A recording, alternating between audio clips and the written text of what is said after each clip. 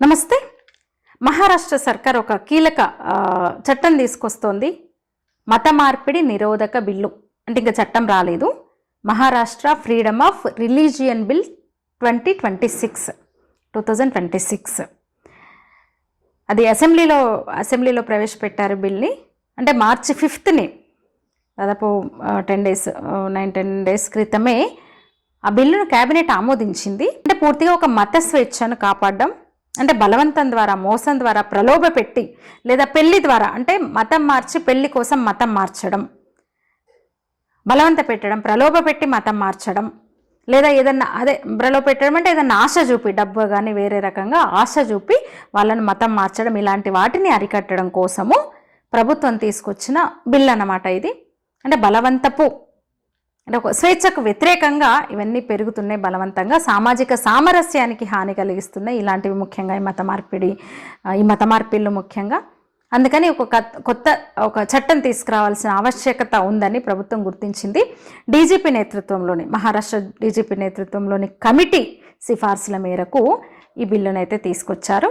అది ఇంకా చట్టం కాలేదు, బిల్లుగా ఉంది. ఆ చట్టంలో ఏముంది, ఆ బిల్లులో ఏముంది, త్వరలో చట్టం కాబోయే ఆ బిల్లులో ఏముంది అంటే, ఎవరైనా సరే మతం మారాలనుకునే వ్యక్తి కనీసం 60 రోజుల ముందు జిల్లా మెజిస్ట్రేట్ కలెక్టర్కు నోటీస్ ఇవ్వాల్సి ఉంటుంది.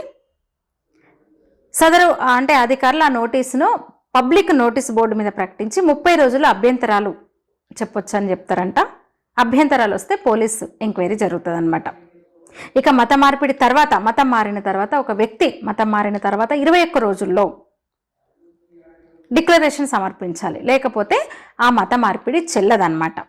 అంటే క్విట్ ప్రోకో లాగా, నీకు ఇది ఇస్తాను, నువ్వు మతం మారు, లేదా నీకు ఉద్యోగం ఇస్తాను, లేదంటే విద్యలో నీకు అవకాశాలు కల్పిస్తాను, లేదంటే నువ్వు పెళ్ళి కోసము నీకు ఇంకా మంచి లైఫ్ ఇస్తాను నేను, లేదంటే బలవంతంగా మోసం చేయడము, బెదిరించడము, తప్పుడు ఇన్ఫర్మేషన్ ఇవ్వడము, మిస్ఇన్ఫర్మేషన్ ద్వారా కూడా వాళ్ళను ఇది చేయడం, ఇన్ఫ్లుయెన్స్ చేయడము, బ్రెయిన్ వాష్ అంటారు కదా, బ్రెయిన్ వాష్ చేయడము, లేదంటే మాస్ కన్వర్జన్స్, అంటే ఒకేసారి 2 కన్నా ఎక్కువ మందిని మతం మార్చడము, కేవలం పెళ్లి కోసమే మతం మార్చడము, ఇలాంటివి జరిగితే ఇప్పుడు ఈ చట్టం ప్రకారము శిక్షార్హులు అవుతారనమాట. కఠినమైన శిక్షలు, కనీసం 7 ఏళ్ల జైలు శిక్ష, అట్లాగే ₹1,00,000 జరిమానా అనమాట. ఇంకా మైనర్లు ఎస్సీ ఎస్టీలు అయితే వాళ్ళకి ఇంకా పెరుగుతుంది అనమాట. వాళ్ళకి ఇంకా జరిమానా 5 లక్షల వరకు ఇవ్వాల్సి వస్తుంది. మాస్ కన్వర్జెన్స్ కూడా అంతే, 7 ఏళ్ల జైలు శిక్ష, 5 లక్షల జరిమానా అనమాట. అంటే ముఖ్యంగా ఈ మత మార్పిళ్ళు భారతదేశంలో నిజంగా ఆందోళన కలిగిస్తున్నాయి. బలవంతంగా, అంటే ప్రలోభ పెట్టి మతం మారుస్తున్న ఘటనలు ఎన్నో. దీంతో వాటికి అడ్డుకట్ట వేయడానికి మత స్వేచ్ఛను కాపాడే ఉద్దేశంతో అనొచ్చు దాన్ని ఇప్పుడు ఇంకా చట్టాన్ని తీసుకురాబోతుంది అనమాట. ఎవరైనా సరే, అంటే ఒక బాధితుడు కూడా అయ్యి ఉండొచ్చు, ఆడవాళ్ళే అని కదా, మగవాళ్ళైనా సరే, మాకు పెళ్లి చేసుకోవడం కోసమే మతం మార్చారు, మమ్మల్ని ప్రలోభ పెట్టారంటే వాళ్ళు అంటే వెళ్ళొచ్చు అనమాట. చట్ట విరుద్ధంగా జరిగింది ఇదని వాళ్ళు క్లెయిమ్ చేసుకునే హక్కు వాళ్ళకు ఉంటుంది అనమాట. అంటే కొన్ని రాష్ట్రాలు ఇప్పటికే మత మార్పిడి నిరోధక చట్టాన్ని తీసుకొచ్చినాయి. అయితే కొన్నిటికి భిన్నంగా, ఆ రాష్ట్రాలు తీసుకొచ్చిన చట్టాలకు భిన్నంగా ఇక్కడ కొన్ని ఇంకా ముఖ్యమైన, అంటే కొన్ని ఇంపార్టెంట్ పాయింట్స్ ఉన్నాయి ఇక్కడ అని చెప్పిన కదా. పిల్లలు ఒకవేళ ఆ వివాహం ద్వారా పుట్టిన పిల్లలు తర్వాత తల్లి తండ్రి ఎవరైతే బాధితులు కోర్టుకు వెళ్తే ఆ పిల్లలు ఖచ్చితంగా వాళ్ళ పూర్వ మతానికి, అంటే ఈ మతానికి వచ్చే ముందు ఏ మతం అయితే ఉందో ఆ మతాన్నే ఆమె స్వీకరిస్తుంది అనమాట.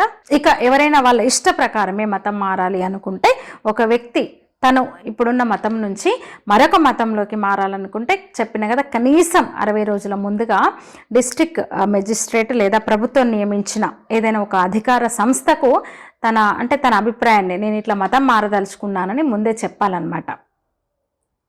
అంతేకాదు ఒక సంస్థ లేదా ఏదైనా సరే, ఏ సంస్థ అయినా, ఏ మత సంస్థ అయినా సరే, మత మార్పిడి ఇతర మతాలు చేస్తారు కదా, అలాంటి ఒక ఈవెంట్ అనొచ్చు, ఒక వేడుకను నిర్వహించదలుచుకుంటే అది కూడా కనీసం 60 రోజుల ముందుగా నోటీస్ ఇవ్వాలి. అప్పుడు వాళ్ళ అధికారులు అనుమతి ఇచ్చిన తర్వాతనే ఆ మత మార్పిడి కార్యక్రమాన్ని వీలు చేసుకోవాలన్నమాట. దాన్ని అప్పుడు నోటీస్ బోర్డులో పెడతారంట అధికారులు, స్థానిక అధికారులు పెడతారు.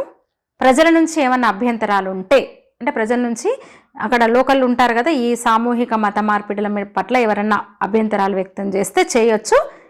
అట్లా ఎవరైనా అభ్యంతరం చేయడానికి ముందుకు వస్తే, అంటే అది 30 రోజుల టైం ఇచ్చారు, అలా ఎవరైనా వస్తే మళ్ళీ దర్యాప్తు జరుగుతుంది అనమాట, విచారణ జరుగుతుంది అనమాట. ఈ చట్టాన్ని ఎవరన్నా ఉల్లంఘించినట్టు విచారణలో తేలితే ఇంకా చెప్పిన కదా క్రిమినల్ చర్యలు, పోలీసులు క్రిమినల్ చర్యలు తీసుకోవచ్చు. మత మార్పిడి ఇప్పుడు ఎవరైనా మతం మారిన తర్వాత, ఇష్టంగా మతం మారిన తర్వాత ఆ వ్యక్తి లేదా ఇప్పుడు ఎవరైతే ఈవెంట్ సామూహిక మాస్ కన్వర్షన్స్ ఉంటాయి కదా, ఆ నిర్వహించిన వ్యక్తో లేదా సంస్థ 21 రోజుల్లోపు ప్రకటన కూడా చేయాలి ఈ చట్టం ప్రకారం. లేదా ఆ వ్యక్తి కనుక ఒకవేళ లేదు అఫీషియల్గా తను ప్రకటించకపోతే ఆ మత మార్పిడి జరగలేదని అర్థం అనమాట, చట్టంలో అది ఉందన్నమాట. అట్లా మత మార్పిడికి సంబంధించి ఏమైనా అభ్యంతరాలు, ఫిర్యాదులు అంటే చట్ట విరుద్ధమైన మత మార్పిడి జరిగిందని తేలితే కఠిన శిక్షలు ఉంటాయి. అంటే ఒక వివాహం ద్వారానో దత్తత ద్వారానో అంటే తమ తల్లిదండ్రులను లేదా తోబుట్టువులను ఇతర బంధువులను మత మార్పిడి చేశారు అని అనుకుంటే ఎవరైనా ఫిర్యాదు చేయొచ్చు, వాళ్ళు మాత్రమే కాదు ఎవరైనా కంప్లైంట్ చేయొచ్చు అనమాట. బాధితులే కాకుండా బాధితుల సంబంధికులు కూడా కంప్లైంట్ చేయొచ్చు, మా వాళ్ళని ఇలా మతం మార్చారు, బలవంతంగా మార్చారు అంటే అప్పుడు కూడా పోలీసులు ఎంక్వైరీ చేస్తారు ఈ చట్టం ప్రకారం. అంటే కనీసం ఒక ఎస్ఐ, సబ్ ఇన్స్పెక్టర్ హోదా కలిగిన పోలీస్ అధికారి దాన్ని దర్యాప్తు చేస్తారనమాట. నిజంగానే వాళ్ళు బలవంతంగా మార్చారు, వాళ్ళకి ఇష్టం లేదు అని తేలితే ఇంకా చెప్పినా కదా చట్ట ప్రకారము శిక్షార్హులు అవుతారు.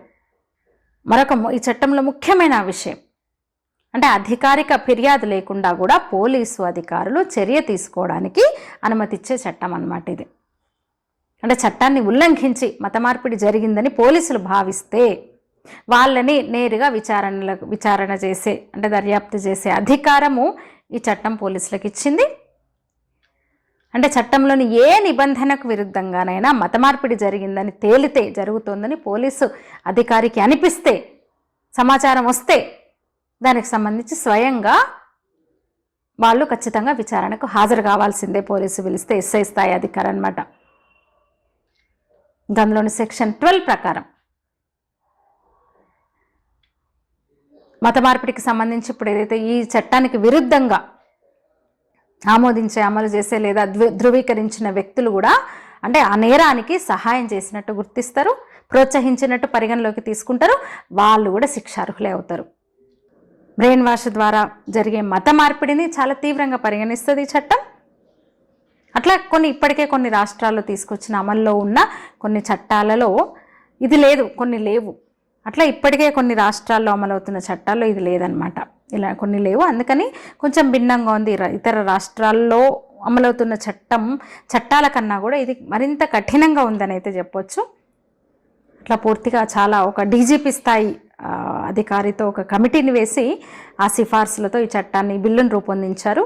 ఇంకా చట్టం రావడమే తర్వాయి అనమాట. అయితే కొన్ని అభ్యంతరాలు కూడా వ్యక్తమవుతున్నాయి సహజంగానే.